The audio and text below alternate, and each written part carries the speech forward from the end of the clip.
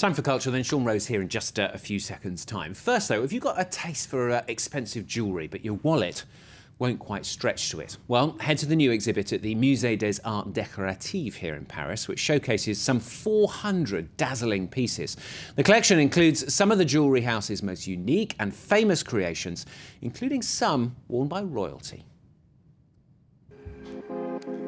Diamonds, emeralds, rubies and gold, as far as the eye can see.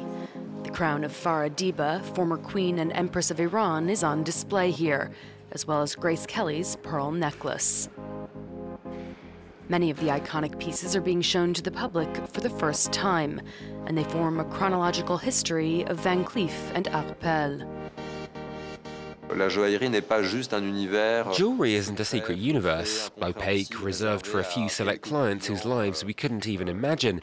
It's a large part of the history of decorative art, of creativity and craftsmanship. The craftsmanship is one of Van Cleef's most guarded secrets, the patented mystery setting, which sets the jewels without any visible claws. It's one of the company's signatures that sets its work apart. There are 10 workers who can do this in France, in Paris, and that's why they can't be copied. It requires such a high level of technical skill. Those who can do it work in an undisclosed location amid tight security. This craftsman says it took 10 years to perfect his technique. If you shave just a little too much off the stone, you have to start over. That's why the mystery setting is so difficult to master. From the workshop to the Van Cleef flagship store, located in the ritzy Place Vendôme. It's the original location that opened more than a century ago. The clientele is loyal and comes from all over the world. Some families have a long tradition of collecting pieces for generations, and then new generations pick up that tradition. They're attracted by the style and the long-term value of our creations. Van Cleef doesn't like to talk about its prices, but this necklace alone, featuring 15 carats of dazzling diamonds, is worth nearly 5 million euros. Cheap at half the price, beautiful stuff though. Now, got to stay with culture. Monday is Art Exhibition Day on France 24, so I'm joined by our art critic Sean Rose. Good to have you with us, Sean. Where are we heading? We're heading, getting on a gondola. We're heading for Venice, aren't we? We are indeed. We're going to Venice, or rather Venice is coming to us, with two exhibitions of Canaletto, who is the great master, the great 18th century master of the most serene city. So Antonio Canal, also known as Canaletto, is celebrated at the Musée Mayol in the 7th district. Canaletto was born in 1697 to a family of artists. His father Bernardo painted decors for the theatre, but he went to Rome, and when he came back to Venice, he said no more settings. I just don't want to. I want to do real landscapes, not for the stage. And he invented that style, which is quite extraordinary, of landscape. And actually, we see the actual pictures of Venice now, and his pictures, and it's quite striking how very precise the details are. And he had many clients. Most of them, many of them were actually English or British aristocrats that toured the European continent, and they loved him. They loved his style. They loved his landscapes. He actually was quite a shrewd businessman. He had agents who sold his works at the highest price, and he was known for upping his prices even when the deal was struck. So he's Sneaky. quite a shrewd businessman. And he did not respect the deadlines for the commissions either.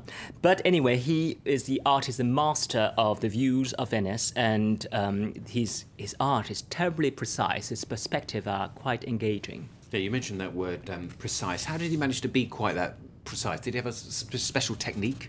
Yes, well, he's got eagle's eye or hawk's eye or whatever, but he had also a contraption called the camera obscura, which is an optical chamber. His own camera obscura is kept at the Museo Correr in Venice, and his director is going to talk about this contraption.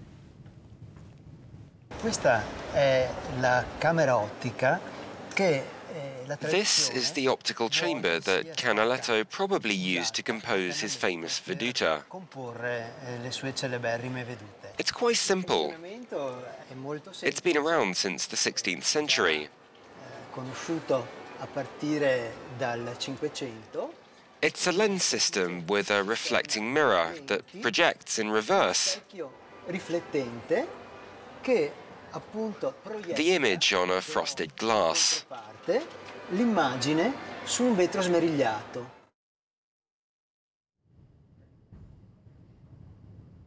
Yeah, it's good to see how it works, doesn't it? Fans of Canaletto and Venice, though, are going to be very pleased. You said there are 2 Canaletto exhibitions here in Paris. Yeah, indeed, 2 exhibitions. The second one is at Musée Jacquemart-André in the 8th district. But it is actually Canaletto and also Francesco Guardi, his disciple, his pupil. And so you have both. And you can see how Canaletto developed the veduta, which is the view in Italian. It's the panoramic landscape. Because before, you see, the cityscape was, there was no cityscape. I mean, the city was not dealt with as a subject in itself. It was like a decor, something like the background. And Canaletto invented the veduta, which is this view, which shows the city, which is, you know, with a madding crowd, with the fishermen, the gondolas, with people, and the city was a subject in itself. So it was so interesting. But he had also, obviously, followers, and one of the most brilliant followers and pupils was Guardi. OK, and you mentioned him, the other painter, his disciple, if you like. I mean, was he any good? Well, he was good, yes. Some people obviously liked Canaletto's style, the perspective, which was very precise, thanks to this camera oscura. But Guardi had another style, and his brushstrokes are quite energetic. He's quite painterly. That is, you look at the details, you can see the texture of the painting. You can see that, you know, how he paints the characters, the clouds. The manner is very kind of... It's quite modern, I find. You know, it's kind of impressionistic. It's not like every detail is not painted. It's just like a touch of color, a touch of white will make the character a bit of, you know, a bit of blue, the lagoon. That's the way Guardi does it. And in his time, he was also much appreciated by, you know, collectors. Well, Venice, of course, city of the carnival and parties. Did Canaletto kind of represent these festive times as well? Absolutely. I mean, Venice was a very powerful city politically, but it lost its power by the 18th century, end of the 18th century, and it kept its glamour and the part of the carnival. And there are particular parties of festivities of feasts in Venice. One of the betrothal to the sea, the Doge being the head of Venice, the Duke that you know, that was the master of Venice, and Canaletto and Guardi represented these parties, these you know, these water parties. And very briefly, all the pictures in the second exhibition, are they kind of true to reality? Yes, they are true to reality in certain extent, but they are also dedicated. I mean, there's a whole room in the Jacquemart-André Museum which is dedicated to capriccio, it's caprice or whim, and it's more like an ad lib kind of intervention of the artist who